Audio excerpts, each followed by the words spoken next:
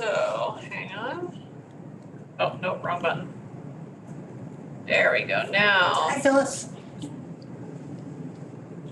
So Phyllis is there, you can't see, my dad is also there. Feel free to mock him. I don't block dads. And I'm gonna have my cell phone out. I put my phone number on the front door because my app isn't working, so just in case anyone else comes. Hopefully they'll call me, otherwise they'll just be very sad outside. I was there and I didn't see anybody, so I left and came home. Okay, What time did you Good. come? This is good. what time were you here? I was there about 10 to 7. Oh. A week. Okay. You sure you went to the right temple, Phyllis? You never know. So, Brian, if you want to turn your video on so we can actually see you, we wouldn't mind that. No, he's just typing me messages. Okay. Shower today. No, I'm sure he just got home from work. Or ish. So, everyone in the room seems to have introduced each other. I don't know if everyone knows Phyllis, so Phyllis Clapman, not Hey, Phyllis. Phyllis Berg. So, let's just go around and, just introduce ourselves. I'm Phyllis Berg. I'm Robin Lavin. I'm John Lavin. Janine Green. Stuart Green. Phyllis Clapman. Excellent. And then there's Brian Heaps hiding in the background. And I'm pretty sure all of you were signed up before Monday for this class. I wasn't signed up. We never signed up, but we just showed up. Great, you just showed up. So why are you here? I know very little about what you're going to be teaching, and I was interested. Great. You don't have to know why you're here, but like, why come to a class called Hope from the Shadows, all about the Psalms? I signed up after Monday. Oh, my. Yeah, That's not funny. I think that that's a pretty That is- good inspiration. I came because the implication in the name is that it's about the poetry of the Psalms. And the idea of poetry and metaphor is always that there's something more, something hidden, something,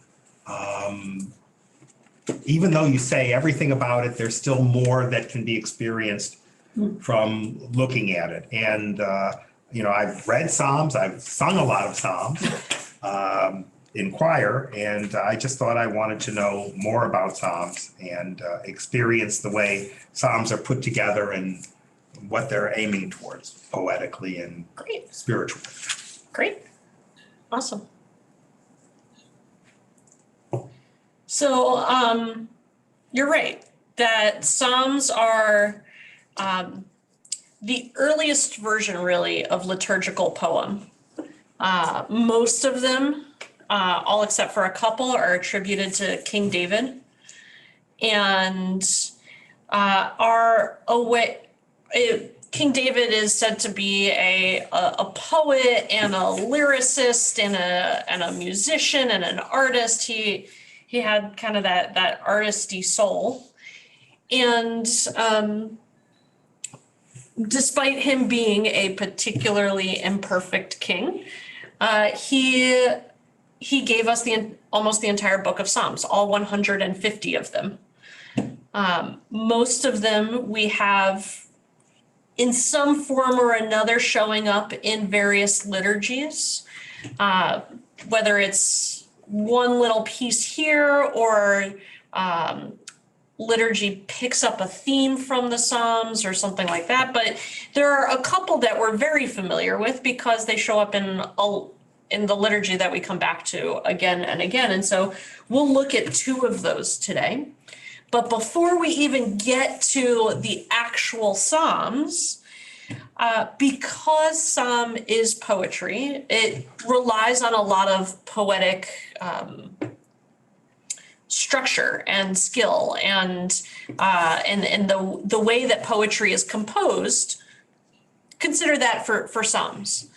And what I'd love for us to do, because the Psalms use so much metaphor, it's just deep in metaphor, is to take some time and do, let's call it word association, with our two words of the class. So I'm going to put on the screen. We'll see if it's big enough for those of us in the room. We've got hope and we've got shadow. Let's make it a little bit bigger.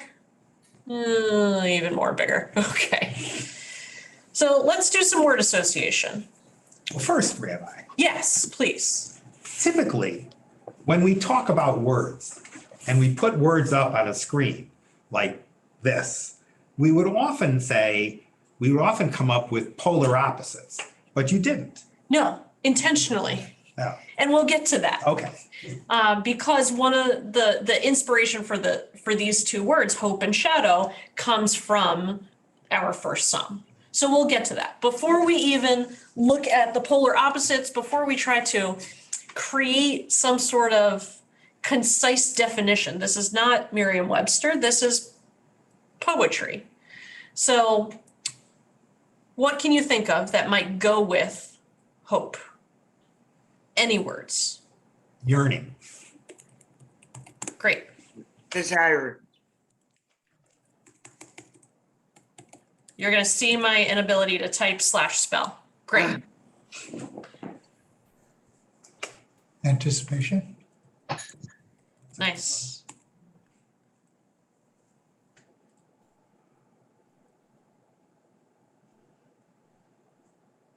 Think of your own Need. metaphors. Need or mead? Need, not K-N-E-A-D, but. Oh, I'm thinking like mead. No, not mead, need. Want,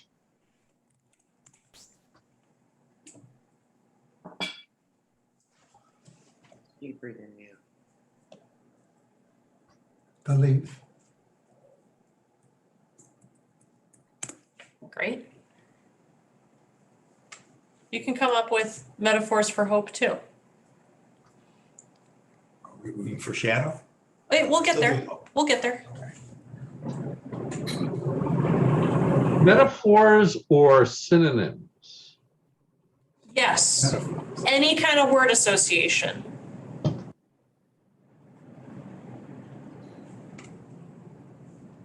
Right, you could say hope is Romeo and Juliet, right? That would be a metaphoric whatever. Hope is the breaking dawn.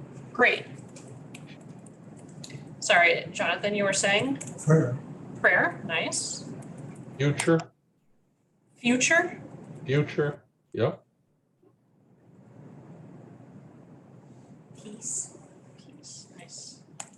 Oh, the first day of Rosh Hashanah. Not the second day? No. At that point, you're done with it? Yeah, through.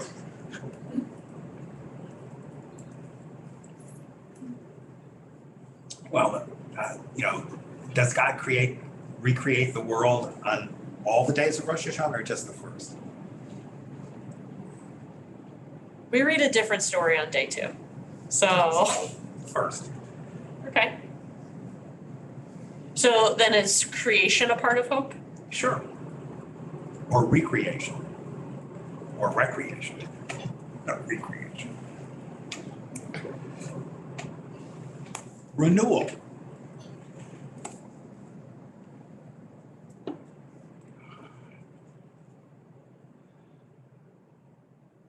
Longing. Aspiration.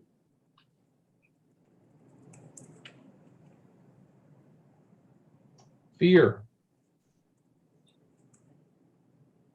Here. Here, yeah. Beer. Oh, beer. Beer. Beer. Beer is good. We hope for a beer. I mean, yeah. No. Ambition. Nice.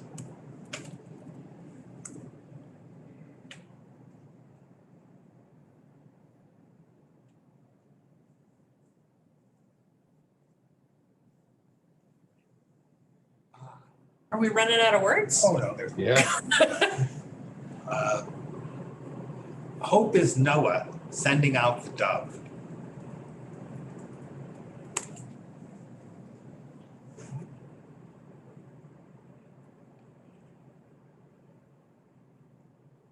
Did we have wish? Yeah, now we do. Okay. How about confidence? Nice.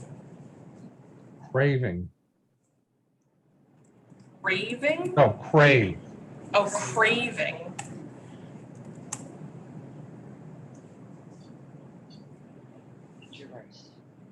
Right? What inspires hope? Where does hope come from?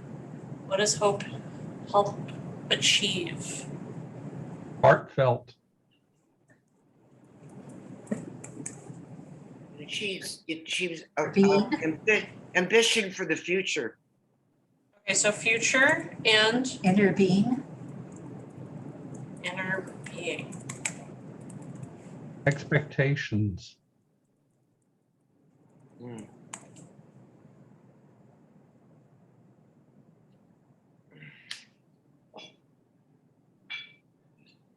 So 3 more. You already said hope, right? Mhm. Aspiration.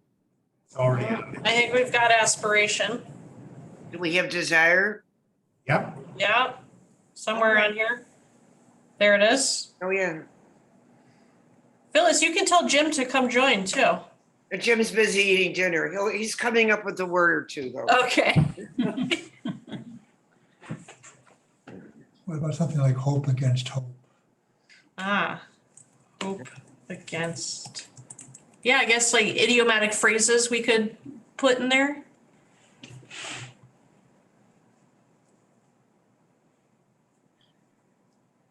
It was mentioned this morning in Torah study, Israeli national anthem, Hatikva. right? That's the name of it, is hope. Mm. Is that what Hatikva means? It means the hope. I didn't know that. But did we have dreams? I don't think so. Great. All right, we've got a long list here. How about optimism? Activism. Is that activism? No, optimism. Optimism. Can hear my own word associations. All right, let's do some shadow. Dark. Mm. Dark. Oh. Fear. Evil. Peter Pan. What did you say, Brian? Evil. Mhm. Honey, come up with a word for shadow. What doesn't have a shadow? Penumbra. Unknown. Penumbra. That one's a good one. That is a SAT word. Synonyms, shadow. Unknown. Shadow is something that happens when the sun hits something. When Rays of the sun. Sun. Yeah. Sun. Yeah.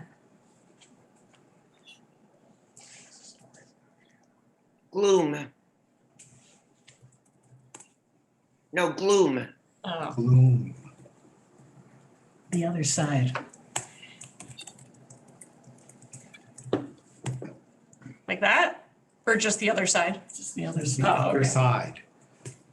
It's a good one. I like that. Learn from. Learn. Learn from, as in when you're shadowing somebody. Oh, that's a different, yeah.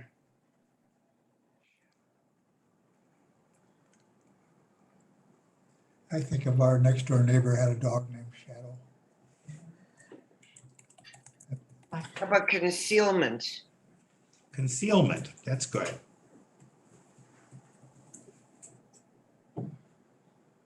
Relief. As in a statue, the shadow brings the statue forward in relief. Like a silhouette. Vampires. Silhouette is good too. Alternate dimension. Oh, I spelled silhouette really wrong. Murky.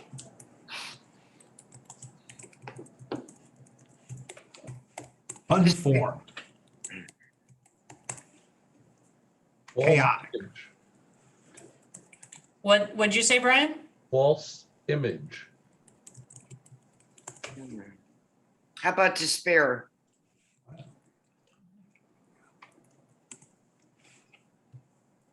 think it's DE. Spell there, Brian. You'll show. Yeah, The shadow knows. Coolness.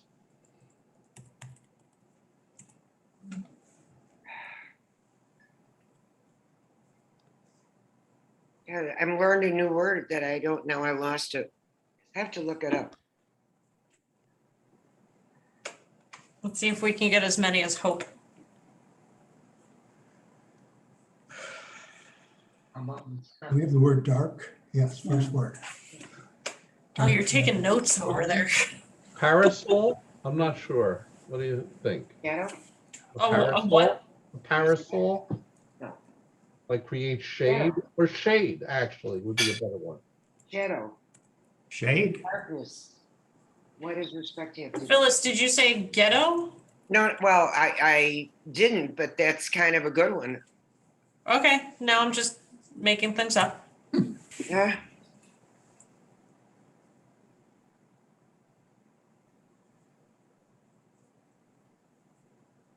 We said hidden. Smile.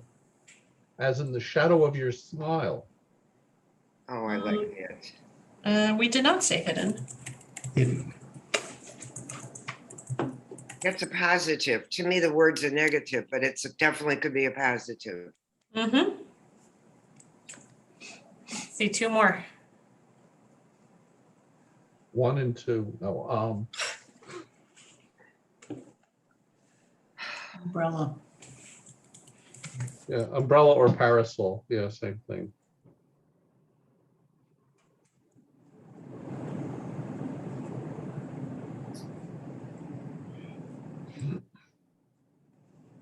Transparent.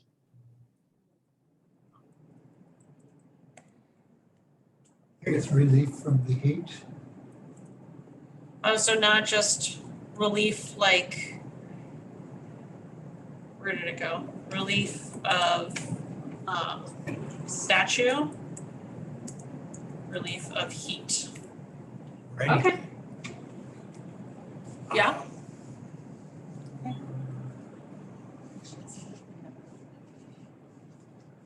Otherworldly. Tenebristic. Okay, who's the wise guy? All right, I don't know how to spell that. Tenebristic. Tenebristic.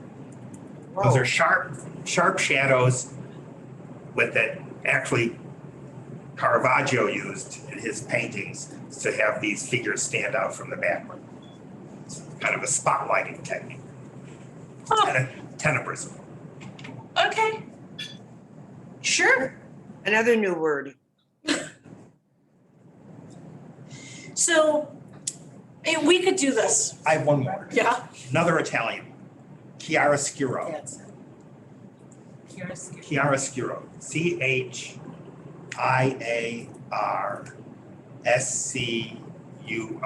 Chiaroscuro. It's the technique of placing light against dark in painting and sometimes obscuring things with the shadow. So things are either standing out or receding into the shadows.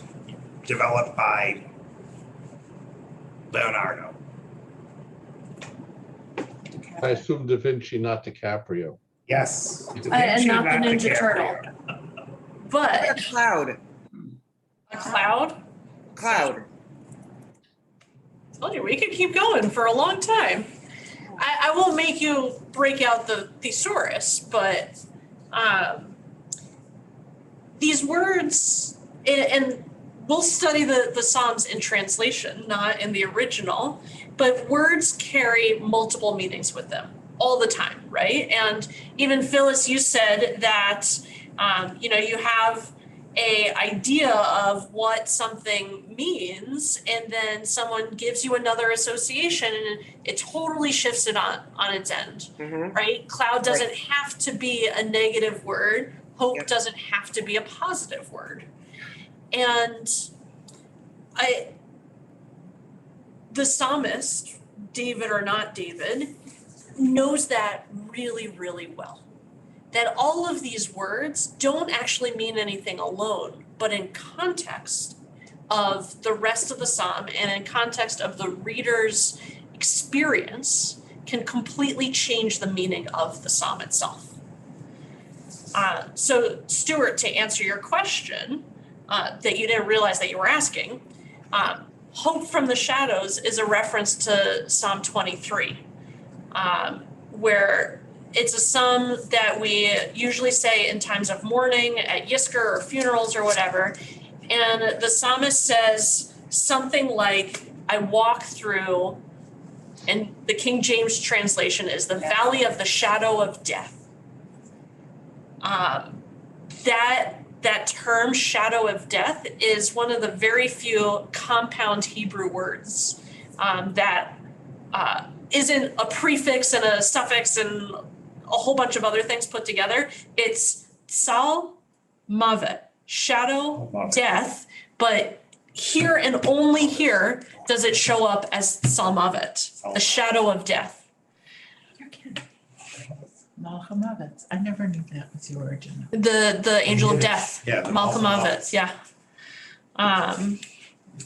So what we'll do is we're just gonna read through, most of this is the King James translation. I edited a few words because translation is inherently interpretation, and I wasn't a fan of that interpretation, so I changed some words. Mostly to be a little bit closer to what the Hebrew is, just to give a sense of that.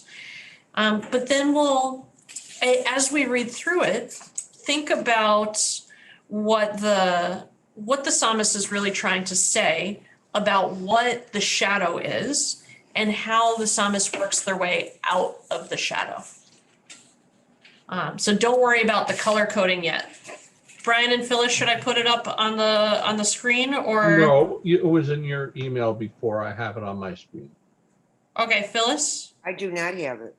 Okay, then hang on, we're gonna make it nice and big and share. I have All it. right. So Phyllis Berg, would you like to read it in English for us? All 6 verses? Okay. The Eternal is my shepherd, I lack nothing. God makes me lie down in green pastures. God leads me to calm water. God renews my soul. God guides me in just enclosures, as befits God's name. Though I walk through a valley of the shadow of death, I fear no evil, for you are with me. Your rod and your staff, they comfort me. You spread a table for me in full view of my enemies. You anoint my head with oil. My cup overflows. Only goodness and steadfast life shall pursue me all the days of my life, and I shall dwell in the house of the Eternal for many long days. Thank you. So just first thoughts. What is happening in the psalm? Movement. Great, say a little bit more than movement. It's a path to get from being in a dark place to one of light. So spiritual movement. Yeah, There's a transition happening. yes. Okay, great. Stuart. Oh, it seems that the first thing that's set up is a metaphor between God, the eternal, as the shepherd of the people of Israel, or the shepherd of any, but certainly of the people of Israel. And it goes on way through, throughout this as metaphors of a shepherd with rods and staff that are used by shepherds. And even the valley itself can be seen as a place where a shepherd has to guide his flock through a difficult passage surrounded by whatever enemies there are. It could be wolves or wild dogs or something like that. And you don't have anything to fear because you're not alone. The Lord is there as your shepherd guiding you through. Then it gets strange in 5, right? Because the metaphor shifts dramatically from all of this good stuff with the shepherd, and suddenly there's a table, okay? Spread for me in full view of my enemies.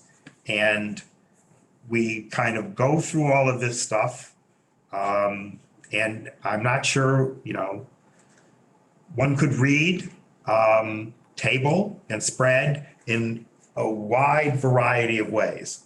For example, you could read table as tablet, a flat surface upon which God spreads his word, the Torah, which is a buoy against all the enemies that are out there, physical and spiritual, in the universe, that God protects you through the stability of Torah. But then you go to anointing your head with oil. Now that's done for kings. So suddenly you've gone from being a sheep and being led to being a king with an overflowing cup. And I'll stop there because I've said enough. Yeah, and so, right, there are so many different metaphors that show up here and kind of jump unexpectedly from one to the next. But the other title that often comes with this psalm is the shepherd's psalm. Now, the shepherd is not human. The shepherd's psalm is God's psalm. So what is a shepherd? What does a shepherd do? What does a shepherd look like? Why is that a good thing for the psalmist to be thinking of? Shepherd both controls and protects those who are his charge. Yeah, so kind of guiding where to go, what's the most abundant place to find what you need, but also as you're traveling as part of a pack or a herd, you're not aware of all the things that might be coming for you. The shepherd is, and is driving them off. It's also that a shepherd has a unique relationship with the flock. Shepherds are with their flock. I mean, that's part of what's being said here, I think. You're not with the flock in the next valley over. Right, it's not a stranger's flock, it's Right, your it's your flock, flock. you know, every single sheep or cow or whatever it is, goat in that flock. This is also the psalm that inspires the mostly Christian term of a community being a clergy person's Well, and all flock. the images of Christ, Yes, And the book. and yes. yes, and the staff, But a lot of that comes from here. And also can kind of turn some assumptions on their head, right? When at least to me, a rod can either be used for guiding, but it can also be used for punishment. There's another connotation, I think, Great. and that connotation is with Moses. Because Moses takes the rod, essentially the shepherd's crook. Because They have- Moses, his original profession was a was shepherd, a shepherd. and God empowers him, but it also then has an element of magic and sorcery, because he throws down that rod and it turns into the serpent, and the serpent devours other serpents. And so there's introduced in this not only the feeling of protection, but there's a tension that suddenly arises with the word rod. Yes, and it gets paired then with staff, which is the same word used in the Torah for a tribe or a family leader's identification, right? Every tribe had their own staff with their own seal engraved into it. So for God to have that staff and to have that flock in front of God, you become one of God's tribe. That's the staff that you're following. Yes. Question, in the usage, and looking at the original language as opposed to the translation, staff specifically relating to a physical object as opposed to a group of advisors? Yes. Yeah. That's the staff. A group of advisors is an English thing. Rod and staff are the same words used in the Torah for these walking sticks that also had other purposes. So they're very much physical objects that someone carries with them and uses for a purpose.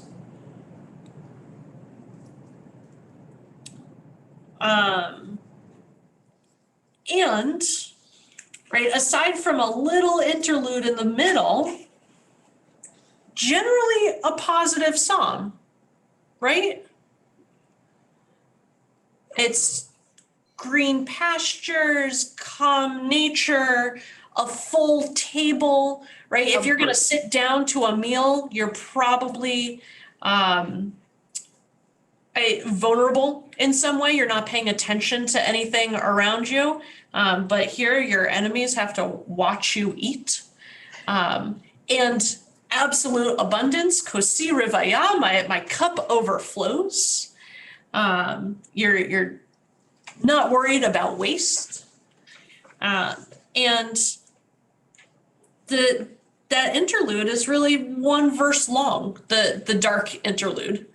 Well, Where the Salmavet and the enemies, which really aren't enemies, it's the Hebrew is more closely related to the Yiddish word for tsuris, like my stresses surround me. with- 5a there, the first part of 5.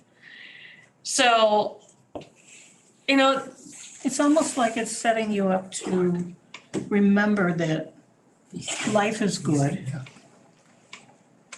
but there's gonna be bad times too. And that you can start from a good place. I know you're gonna end in a good place, but there might be some crap in the middle. yeah, certainly, right? You spend time in the valley, and then at some point in the valley, the sun moves or you're moving and you're in a shadow. But also at some point you have to come out of the valley. But at the same time, without the modification of valley, the modification being shadow of death, valley can be a gorgeous connotation, the green valley. It can also, as implies a little bit later when you talk about enemies, it's the lowland versus the highland. If your enemies have the high ground, all of a sudden you are at a disadvantage. It's, listen, valley itself could be, without that modification, could be any number of different things. But clearly with that modification, that valley is a undesirable. Right, right. And even without the modification, the rest of the verse kind of tells you a little bit, it's not somewhere you want to be, right? There's fear and evil and Surus are all in that valley. And I almost read that part of the verse when the cup overflows is when that person finds their way out of the valley, that the flock overflows the valley just as much as the wine is overflowing the cup. I'm having another thought now Great. about this presenting death as not a negative thing. Very good. That's terrific. That these things happen and you shouldn't be afraid. They always happen. You are doomed from the moment you take your first breath. You are walking this path. This is a soul's journey. Mm-hmm. And the promise is we can take it very the literal life, or this life that is the soul, which is under the shepherd's care. And that's why you dwell with the eternal for many long days. That's not the way I learned this psalm, right? We learned it in other For all the ways. days of my My life. life, Yeah. right? But I like this translation better. Well, I adapted this translation because la'orech is to lengthen, right? So we come back to that movement idea, and that when the shepherd is there, things are moving. When you're in the shadow, things stay still, but the shepherd comes back and encourages that movement again. I apologize, Phyllis, for cutting you off. So if you had, No, you didn't cut me off. it just was. I've buried a lot of relatives, including my husband.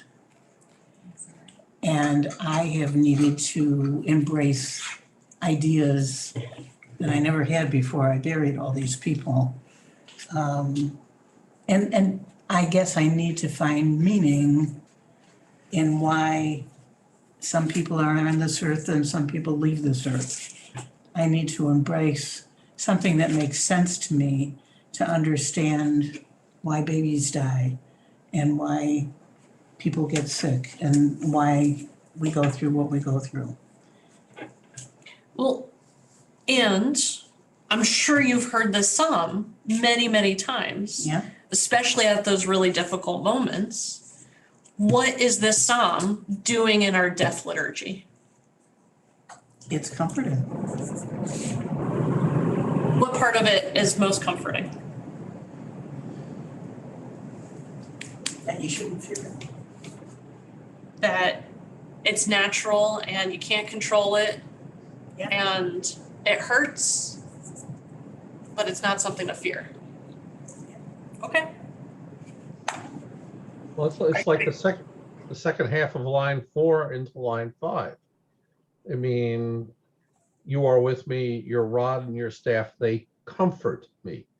I mean, that you're talking about someone setting out a protection for me, whoever me is, whether me being the person in trouble or you as an observer.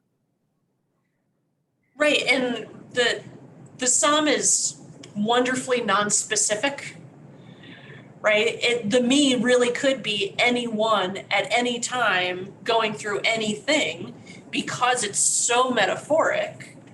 No matter what, there's God there with you and guiding you and protecting you. You're not alone. And you're not alone. Yeah, Stuart.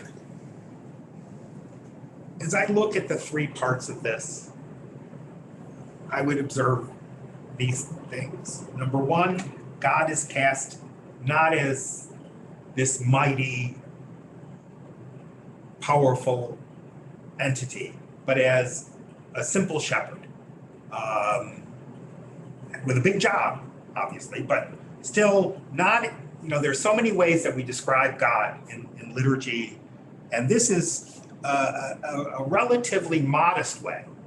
You know, shepherds, you think of them, you know, walking around with a tunic and some sandals and a couple of dogs whistling, watching the sheep, whacking them with a stick every now and then to keep them in line.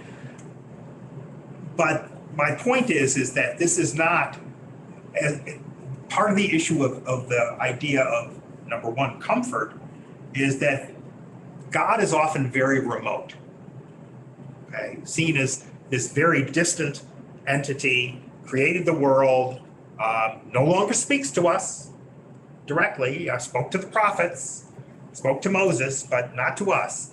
So here's an image of God that's much, well, I'm teasing, but if you're hearing speak for it, you're yourself. probably in trouble. But, Or she's prophetic. all right, well, We don't we want you to are. sit in judgment. I'm just saying, according to the rabbis, there are no more prophets. So I'm just going to say that one, but it's the idea You're on a here pedestal, I guess. Apparently. You have more power. is that it's a fairly, you know, not non-threatening and relatively modest depiction of God. And then we go through all of this stuff until we get to the second line of 5. You anoint my head with oil. And as I said before, that's the kind of thing that happens to kings. And so not only have you been comforted, but now you're being transformed from simply a person who's living their life to someone with kingship, being celebrated, having a feast, all of this kind of thing. But the other thing it suggests to me, in the contrast of the presence of the shadow of death, with then the anointing of the head with oil, and this notion of the person being transformed, is that there is I may be reading into it, but an underlying theme here that is the juxtaposition of the dark, not hope necessarily, but hope is in here, but dark and light, that they are the same side of the opposite Different sides of sides the of the same coin. Absolutely, thank you, Phyllis. And that they are that what you're seeing here is when you get the anointing and you see all these things and you know that you're going to dwell in the eternal for days, suddenly, and I put that emphasis on the house of the eternal.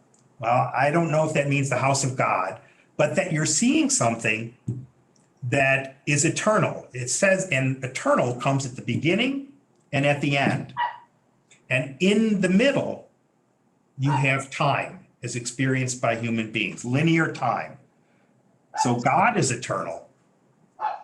And now you're getting an entrance into the eternal so that you are allowed then to see a perspective that you can't see as a human being, that sees life and death, light and darkness as all one unity in the eternal.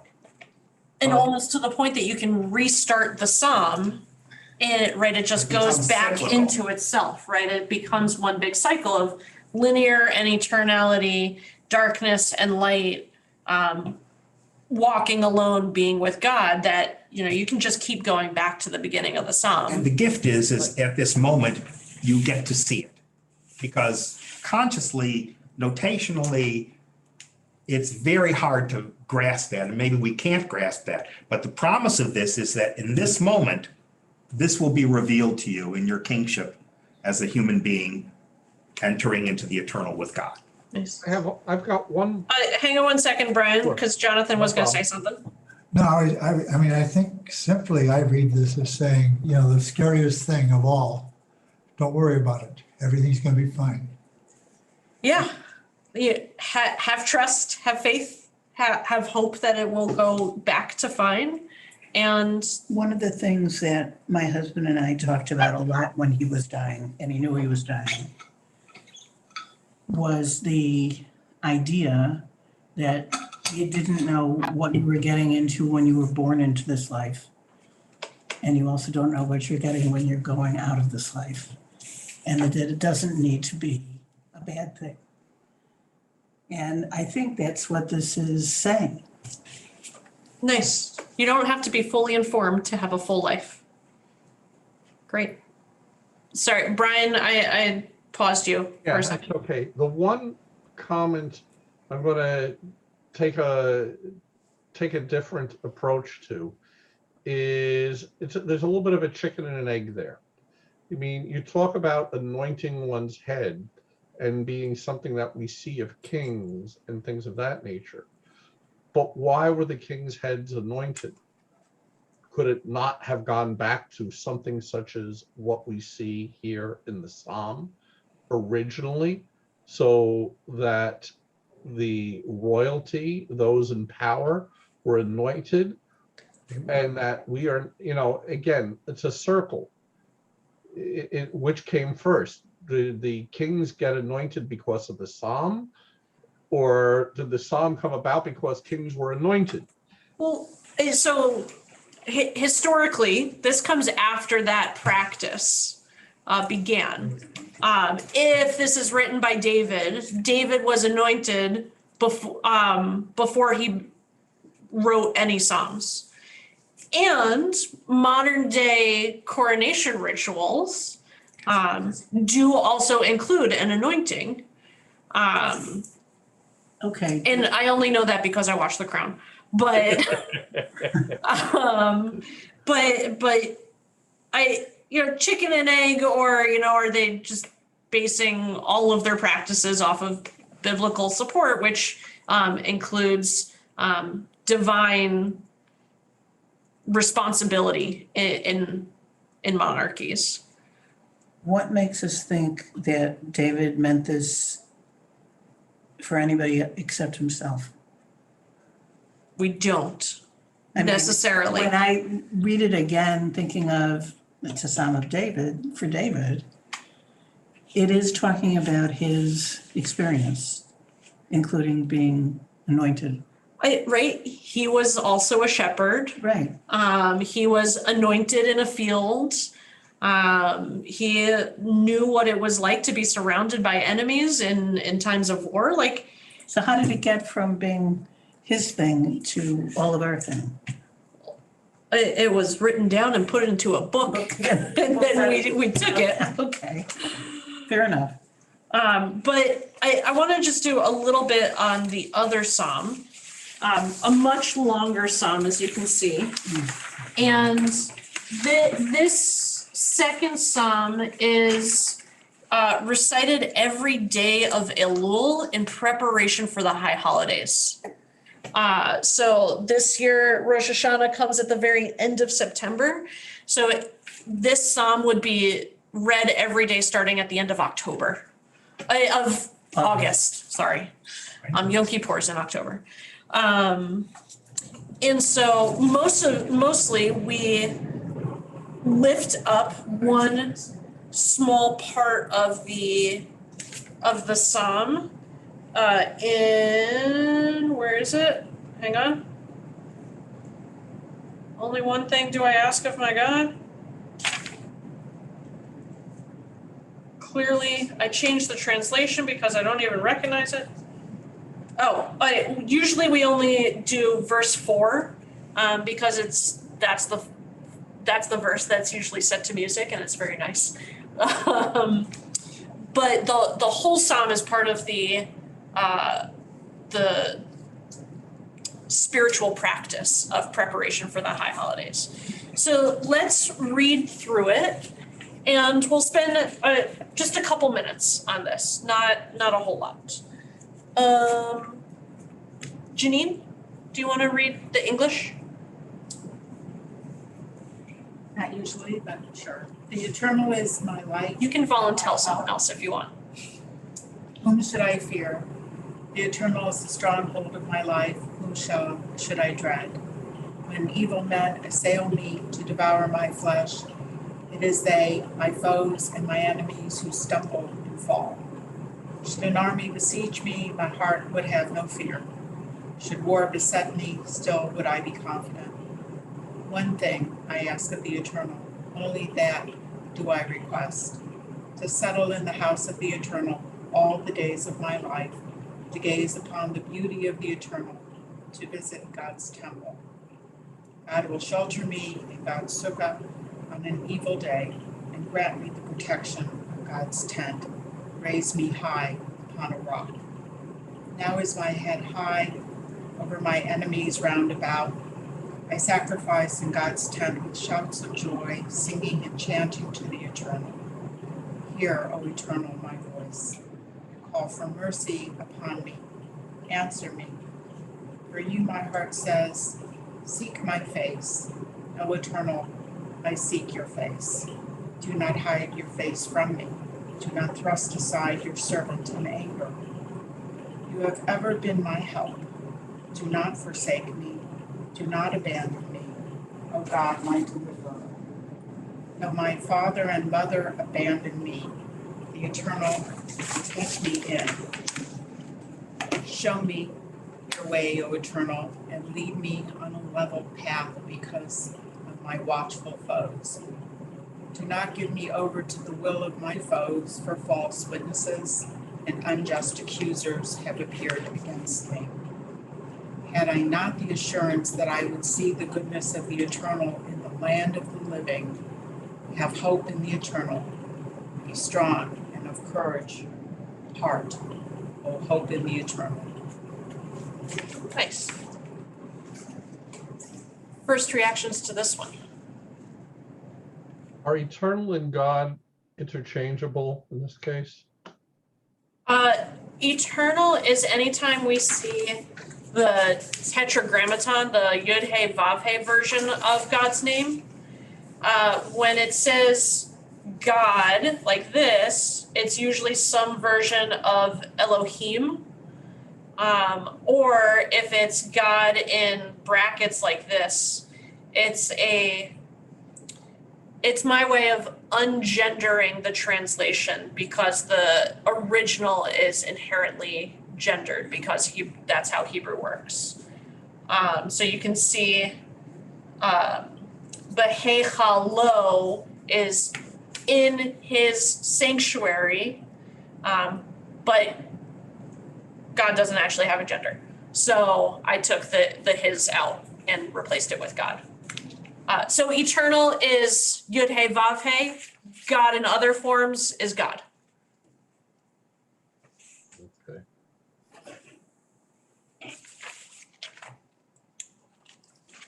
Other thoughts, questions that come up with this? Sure. Can always count on you, Stuart. Okay. I'm going to pick up on where Phyllis left off on the last one. And that is, if we ascribe this to David, or whether it's David or not David, someone wrote it, maybe a couple of you, but probably one person. And to me, with all the war and all the enemies and all the stuff going on, it seems to me kind of like a fairy tale. And the reason it seems to me like a fairy tale is because in fairy tales, really there's only one character. All the other characters are aspects of the central character, seen in relief in dream or psychology or some other way of understanding this. So my sense of this is that David is writing about his own internal struggles that he's having. Whom should he dread? The foes and the enemies are not the external problems besetting him, but the spiritual crises and the emotional crises extant in his life.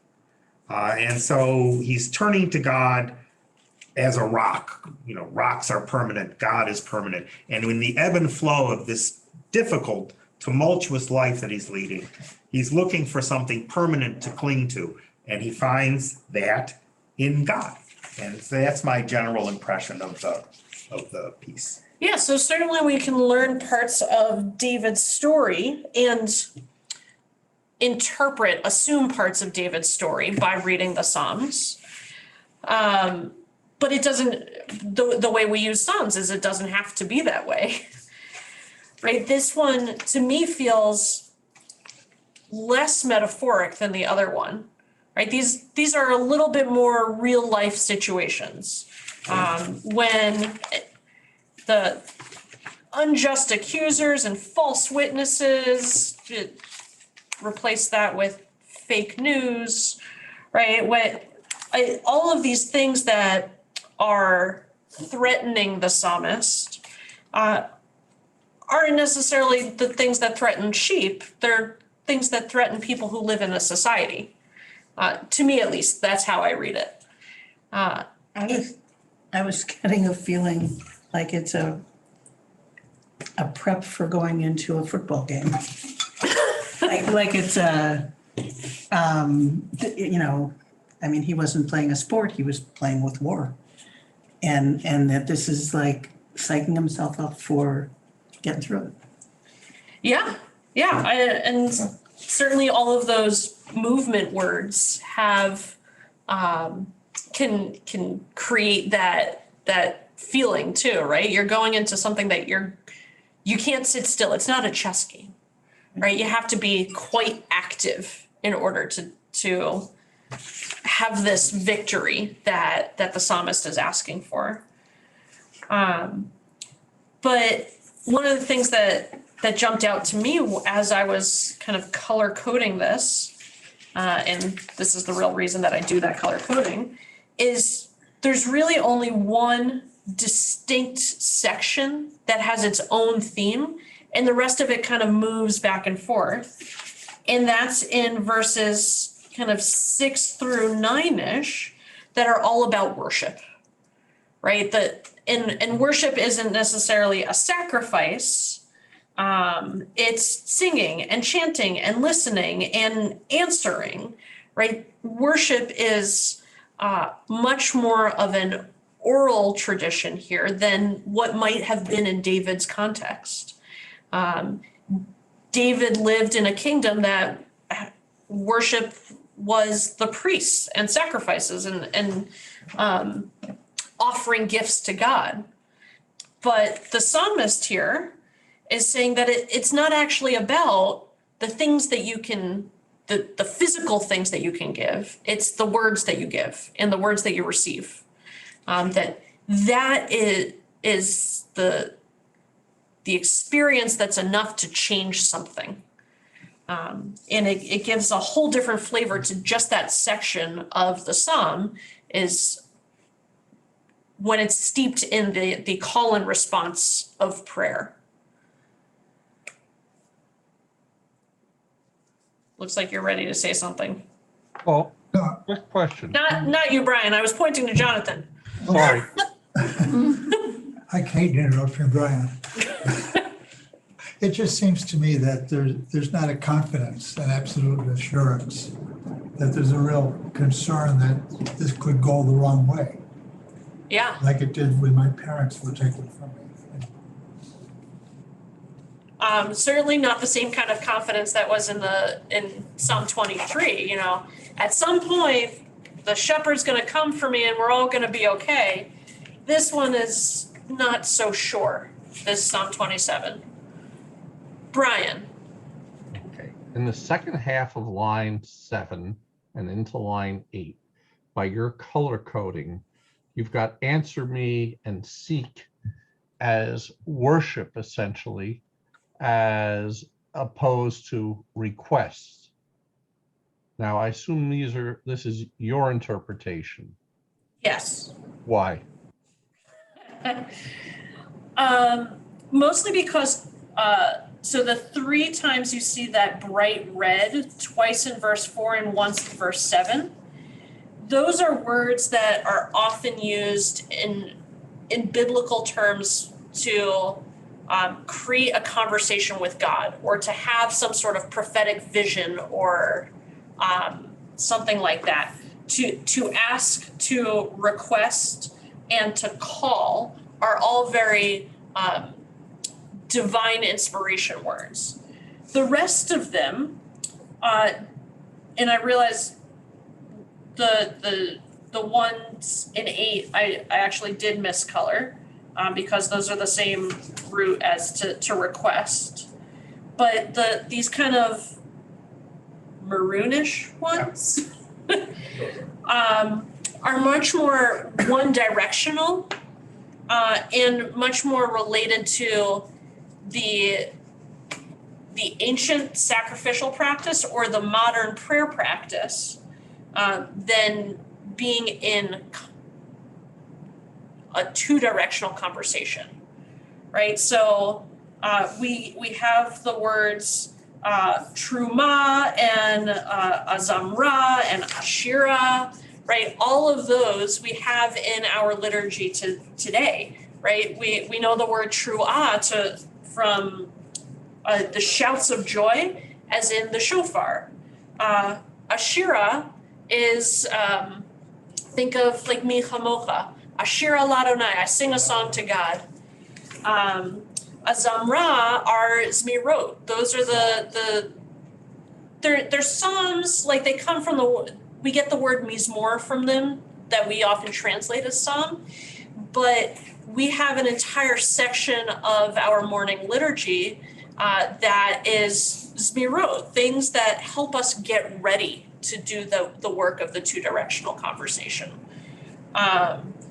Everything in red is back and forth, everything in maroon is forth.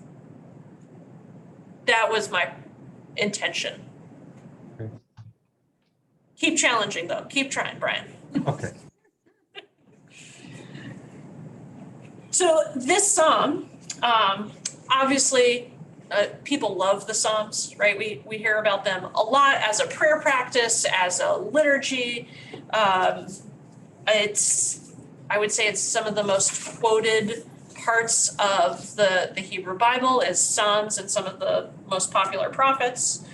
But this psalm, in the whole practice of categorizing the entire book of Psalms, is called an individual lament. Do you see a lament in here?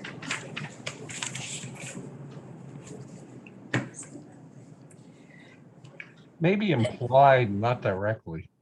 Yeah, so I would call a lament like a woe is me kind of moment. It's my life sucks. Everything is awful. I should just give up right now. That's a lament. So Number maybe 12. an indirect lament. Great, keep Yeah. going, Brian. Like line 12. I mean, it's like, do not give me over. I mean, it's like, I'm a goner. Don't do it. And it does sound kind of beggy, right? Everything that's the text is in green, not highlighted in green. Yeah. So do not give me over in verse 12. In verse 9, do not hide, do not thrust aside, do not forsake me. Right? They're desperate pleas. But to me, the psalmist isn't saying, I'm sick and there's no hope. Right? There are parts of hope, and even maybe an overtone of hope, as there are those desperate pleas, the difficult experiences that the psalmist is He experiencing. intersperses them right here. I mean, and for you, my heart says, seek my face. O eternal, I seek your face. Do not hide your face from me. Do not thrust aside your servant in anger. You have ever been my help. So in the midst of saying the negative, you can get the positive. Do not forsake me. Do not abandon me. Oh God, my deliverer. You're still my deliverer. Though my father and my mother abandon me, the eternal will take me in.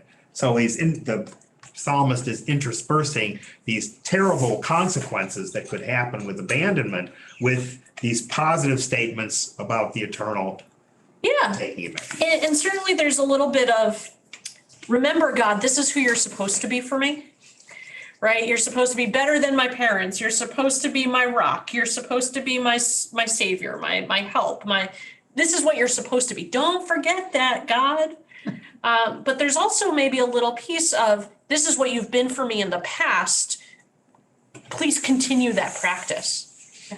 Why is this said before the high holidays? Like, That's a great question. That was actually going to be my question. What is so high holiday preparation-y about this psalm, right? It's not psalms that we recite. It's Psalm 27. That's the daily recitation, the daily study in preparation for our cheshbon hanefesh, our accounting of our souls. What is it here that helps us get ready for that? I guess it's just so real in terms of the feeling of foes and being, put down and things like that. And this assurance, we have hope in the eternal, be strong and of courage heart, or hope in the eternal. So it comes right back to, this is the time to say we're going forward, and we have to have that total hope and the trust that we're going to be okay. Yeah, right. You could come out of the high holidays and not know it, but your name's not written in the book of life, right? You have to have hope going into this kind of scary ritual. But even in the ritual, even when we say who by fire and who by water, we're also saying, Avinu Malkeinu, you're my savior and my rock. Even that liturgy goes back and forth. Maybe this is just giving us a hint of all of that, right? Adumbration, it's a ebb and flow. I mean, you pointed out that basically from 6 through 7.5, it's about worship. So you're going to be going into this very intense worship period, and you're going to be saying things like, God, don't abandon me. God, be with me. God, help me get through, and all of that kind of thing. So this is, it's an adumbration of the whole process that you're going to go through as you go through the, Rosh Hashanah and Yom Kippur and all of that. Yeah. Well, and even to the point that verse 7, the first part, Shema Adonai Koli, Shema Kolenu. Shema Kolenu, right? That is that same kind of gleeful prayer. Hear my voice as I pray to you. Listen to me as I ask for forgiveness. And There's a difference there in the request. Who is the psalmist to have the gall in 9 and 12 to tell the eternal, to tell God what God should be doing? It's not a request. It's not an acknowledgement. It's a, don't do this, don't do that. Yes, and there are very few question words used in poetic biblical Hebrew. There's one in this whole psalm that shows up, and hang on, I gotta find it. Where did I put it? I'm sure I color coded it. Somewhere in here it says lule. It had a really fun trope mark on it too. Had I not the assurance? Where is that? 13? Yes, that red word in verse 13 is the only question word used in here.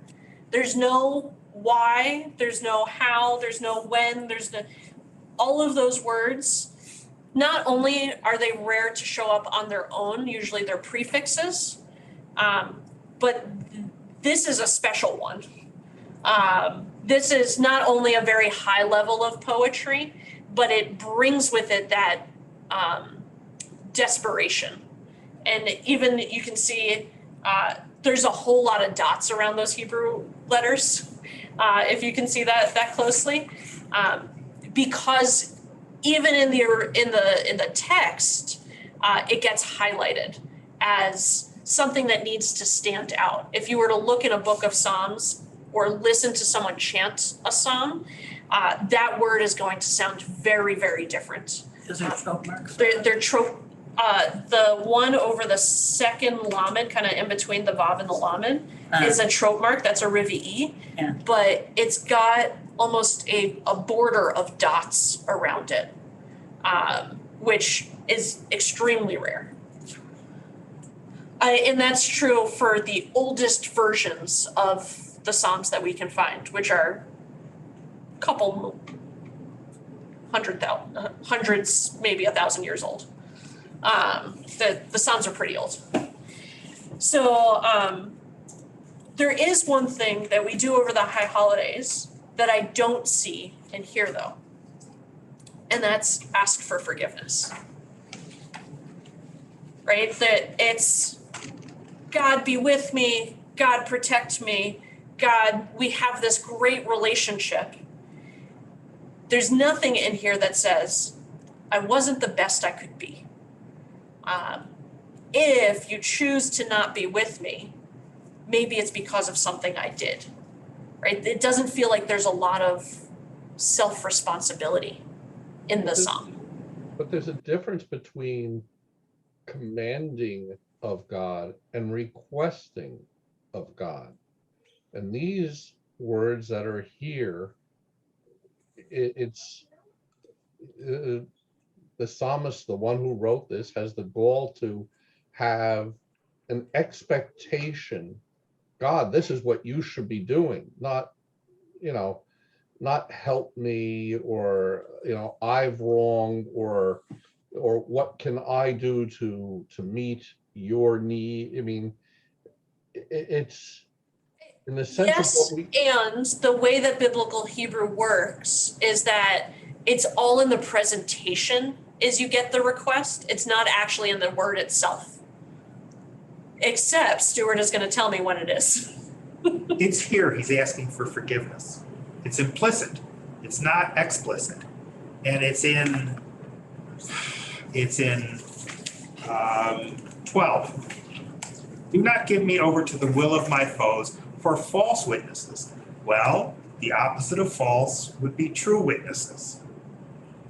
And the opposite of unjust accusers would be just accusers. So implicit in saying, don't give me over to the false ones would be, well, I'm probably to blame for the just ones and the true witnesses that have appeared against me. And so you need the assurance that even though there could be just and true witnesses against my behavior and my actions, that I would still see the goodness of the eternal in the land of the living. Yeah, there's certainly ways to see repentance in here, right? I would say that verse 11, show me your way eternal, the level path, the path that stretches before me could be another translation, right? I've strayed off the path, show me the way back to the path. I think that this is an opportunity, and the reason we're supposed to do it every day in Elul is to examine ourselves. And it's throwing out a whole lot of things to be thinking about as revving up to the time of the holidays when we actually do ask for forgiveness. I don't see the forgiveness part here like you do. I think it's coming. I think this is supposed to get us ready to do that. But it wasn't written for that purpose, is the point. And if we're looking at it as a poem and Right, it's not like in the Levitical commandment to observe Yom Kippur and God says, and stay tuned, there's gonna be a psalm that you're gonna wanna read at the same, right? Like, we've created this practice. But Phyllis, I think that you're right in that repentance is a really hard task. And it takes a lot of preparation just to be able to say the words, I'm sorry, And some forgive people me, can't. right? And so maybe there's something honest about that practice in here too, is that when we get to the 1st of Elul, we're not yet ready. We need a whole month to prepare ourselves. And really it's a month and 10 days because we don't really say I'm sorry until Yom Kippur, to be able to do that most difficult task. The rest of it is a trust, is a lament, things aren't the way I want them to be. But we'll get to the way that we change it over the holidays. what I also think is interesting is in this phrase of will of my foes for false witnesses and unjust accusers. In the litany of our sins, we all as a community say the sins together. And they're in the plural, And they're in the right? plural. We all We've all lied, done we these all things. did this. Whether in fact, throughout that past year, you did the sins or not, you're still culpable for your own sins and to some extent for the community's sins. So there's a communal guilt that you share and that you're asking for forgiveness. When I was a child, I remember asking my parents why I had to say these things because I didn't do those things. Okay, just a ton of the Right. yeah, Yeah, but Some other it's- dude did it. some it's other some- dude did it. It's something we learn how to be responsible for each other. Well, I think number 7, and you use the term mercy upon me, right? It That's a brings, plea. it brings up images of judge and judgment, right? That you ask for mercy from, mercy from the court, right? So maybe something in there. Yeah, absolutely. And also that word, the Hebrew word, often we translate in 2 ways. When we think of mercy, we think of rachamim most often. That's not what this word is. It's chen, which can also be translated as grace, right? We Jews kind of avoid that word because others have Absconded with it. co-opted the word of grace. Okay. But it's often paired chen v'chesed, grace and loving kindness, right? So when the psalmist says, I call for chen, it's almost like the psalmist doesn't have to say what else comes with chen. I want mercy, I want grace, but it comes through chesed, it comes through love. It's almost like the psalmist knows that those are paired together. So they're trying to avoid saying too many things and being too demanding. You can assume that, God. You can assume I want chesed, but I'm not going to be too pushy. Okay. We've been here for almost an hour and a half. That went really fast.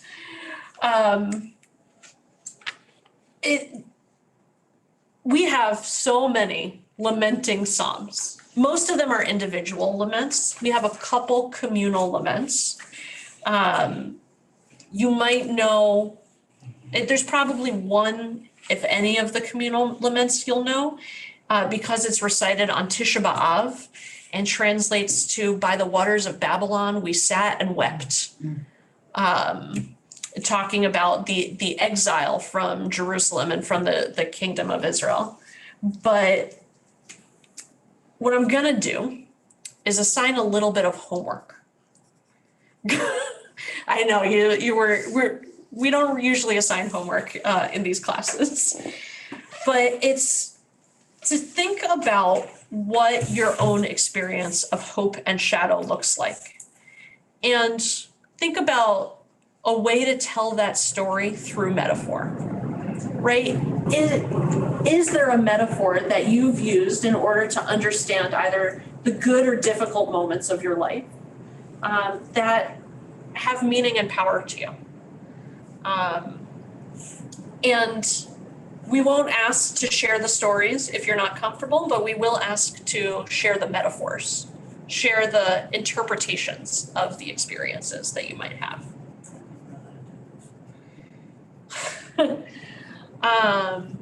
So a common one might be, this was a plan. I've lived through a really difficult moment in my life. I've lost someone who's really close to me. It's a part of a plan that I don't know about. So that could be a metaphor. Could be a learning experience. Could be it's what it means to lift a heavy burden. I've walked through the dark forest and found the open path. Those kinds of metaphors. Does that make sense? A little bit? Smidge? Kind of like what happens in your dreams. Sure. Yeah. Dreams are metaphors. In my dreams, I'm usually eaten by an alligator, and we won't try to interpret that. Brian, Why- yes? Why the need in general, when we look at the Psalms, for things to be in metaphor as opposed to being much more distinct and direct. I mean, the I- net I get result, it.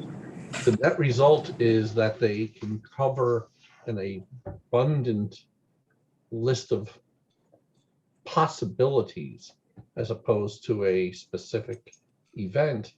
But aren't there times that we are looking to really address a specific type of thing that has occurred? A loss, a death of a family member. The unexplainable weather that has occurred that has devastated a community. These are much broader, and even I think in what you're asking is much broader. Is there a reason not to do something that is more limited in its scope, or why haven't the psalmists done such? Not having been there when they were written, I can only make assumptions. I think part of what you're asking is the difference between the psalm itself and the way we use the psalms.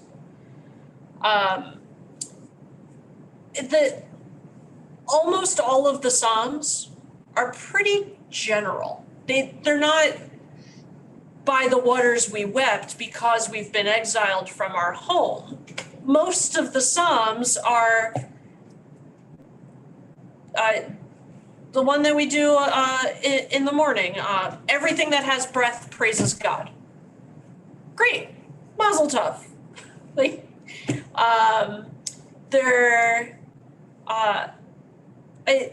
The psalms, for the most part, are a poetic style of generality and metaphor. When we apply the psalms, when we use them in liturgy and ritual, it is the creator of that ritual that then adds specificity to it, right? Psalm 23 doesn't actually talk about death, but that's when we use it. Part of what you're asking is the difference between keva and kavanah in our prayer practice. Keva is the fixed practice, which is usually a theme given to us, right? When we go from Baruch Hu to Mi Chamocha, we're supposed to talk about the natural cycles of the world, the gift of Torah, say the Shema, and then talk about redemption. We're not actually supposed to say the words that are written in our prayer book, but we've added specificity to it to help ourselves feel like we know what to say, and because spontaneous prayer is not quite as much of a Jewish practice anymore. And when tragedies happen, when natural disasters happen, when good things happen, you also see in the cultural practice of Jews and non-Jews that people start writing their own prayers that are specific to that moment. Often we read them as poetry. We don't necessarily read them as prayer because we modern, vaguely secular people can feel uncomfortable around prayer.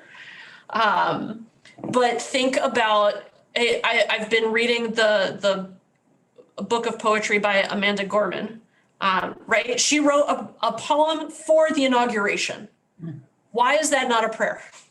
Why is that not a specific psalm of inauguration? It can be. It wasn't written by King David. It was written by a 16-year-old student. Wonderful. But that could be Psalms too. So we have the codified book of 150 Psalms, but the truth is we have a lot more Psalms than that. Some of them are specific, some of them are not. Some of them we read as poetry, some we read as prayer, some are both. So it's all in the way we use it and the way we interpret it, really. All right, so 2 Psalms down, 148 to go. And we'll come back with some metaphors that we want to talk about. Is it Tuesday night? Tuesday night, 6:30, so Brian, for you, 7:30. And it's at 6:30 because with any luck, you'll bring some food and we'll have a little bit of schmooze time too. We'll be able to be people and not just learners together. Awesome. Thank you for coming. Sorry for the rescheduling at the last minute, but this is good anyway. Yeah, it was a very good class. Thank you. Awesome. Thank you, Rabbi. Thanks, Phyllis. Say hi to Jim. I will, honey. Thank you. Thank I you, will lady. not be there Tuesday night. We will miss you and it will still be recorded just like this session I was. will for definitely those listen, who and miss I it. definitely enjoy every learning class from you. Thank you. Awesome. Thanks, Phyllis. Yeah, Right. I may be late. I have a course at the temple, at our temple. Okay, 15. Your So. temple, great. her temple's this one now. Good Bye. night. Brian, I'll call you in a few minutes. All right. Good night. Thank you very much.